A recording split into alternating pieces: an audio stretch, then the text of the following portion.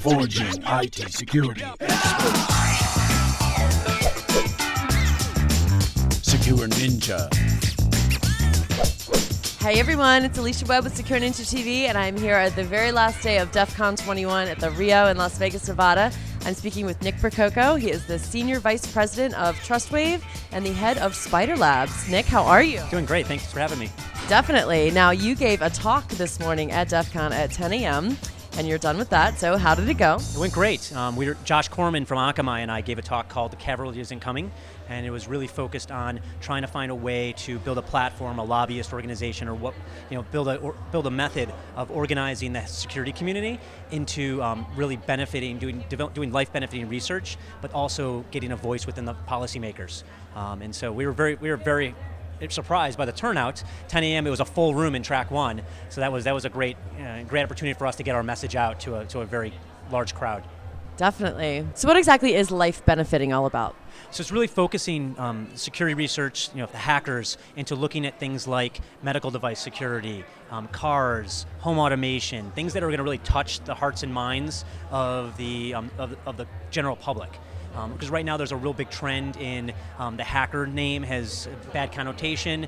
There's a lot of bad press, a lot of criminal-related hackers that you see in the news all the time, and basically trying to get us to motivate people to influence the policymakers into saying, well, hey, even the general public to say, hey, these people are doing some really good benefiting things, and so that when it comes down to the criminalization of research, they can't do that, because if they do that, then it discounts and inhibits the ability for us to do the life benefiting research and the research that is touching the hearts and minds and souls of the general population. Absolutely, yeah, especially when you put it in the terms of like medical device. It's not only that hackers are helping companies secure themselves, it's like they're helping, on a much deeper level, which is very meaningful. Yeah, definitely is. What are some of the specific examples that you spoke about? Yeah, so when we were giving our talk, we actually called out a researcher named Jay Radcliffe, who's done, he's personally did research on his own insulin pump.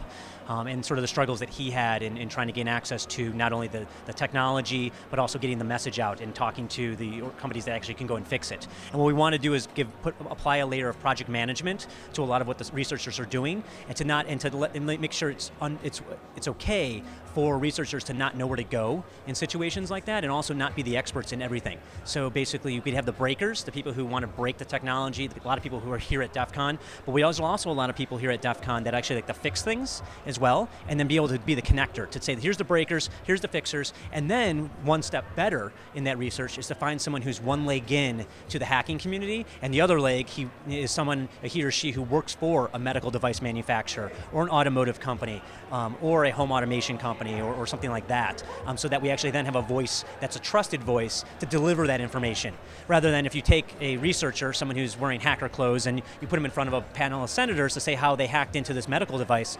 The senators don't see a trusted doctor or an expert or someone in that field. They see a hacker, and then that creates some conflict just automatically by that interaction. It's all about fostering the message up through this chain of influence and bringing it to a point where when the message is delivered, it's delivered in the right way, but also by the right person. Got to have that nice balance, definitely. What do you see for the future of like medical device security? Where do you see that going? So I mean, one of the big issues that we're seeing is that many of the companies who are building these devices, they're adding technology like Bluetooth to that technology, or to that device. And the main reason they're adding it to Bluetooth, as Josh Corman said in our talk, is that basically it's just like bacon. Everything's better with bacon. Well, everything's better with Bluetooth, because if you're handing a doctor who's making a decision on which device to recommend to their patients, they're going to see the speeds and feeds of that device, just like you would if you went to the store and bought a television set.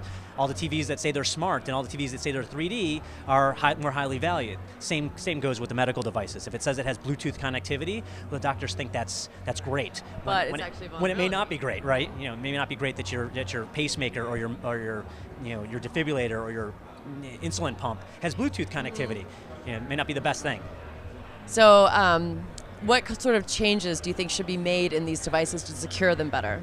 Well, I think there's just needs to be some more oversight, another level of certification, another level of design specifications that need to be applied to devices when they have this broad attack surface. If it's a closed device and you have to be physically located and get up on top of someone in order to make changes to that device, you basically have to go. It's a closed system, but as soon as you open it up to something like Bluetooth or Wi-Fi connectivity, well, the attack surface becomes very broad. You could be sitting in a cafe someplace, someone across the street could be making changes to your medical device, just like they could be connecting to that Wi-Fi network. Absolutely. So you mentioned finding the right person here at DEF CON to present this sort of information to, because obviously there's lots of different sort of people here with different levels of maturity. What is the value for Trustwave to present this information, and for Spider Labs and for you?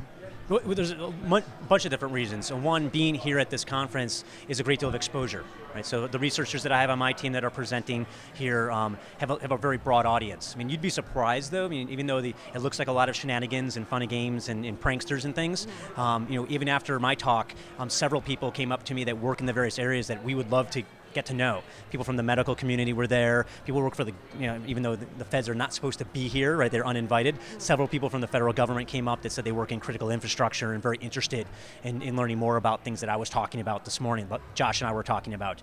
But then also it's the sharing of the research. I think is very important. When you have this venue is particularly good, especially when the tracks are so large. Many security conferences you go to, you have a room that maybe can seat 200 people, maybe 500 people if you're lucky. The audience at this venue are upwards a couple thousand in that room. So it is a great deal of exposure. You can share your message with a larger number of people. A lot of people hear it, but then of course it's also recorded and then online for people to watch as well afterwards. Absolutely. Do you have any plans for talks at future conferences? We have some things in the works. You'll find out. We'll have to find out.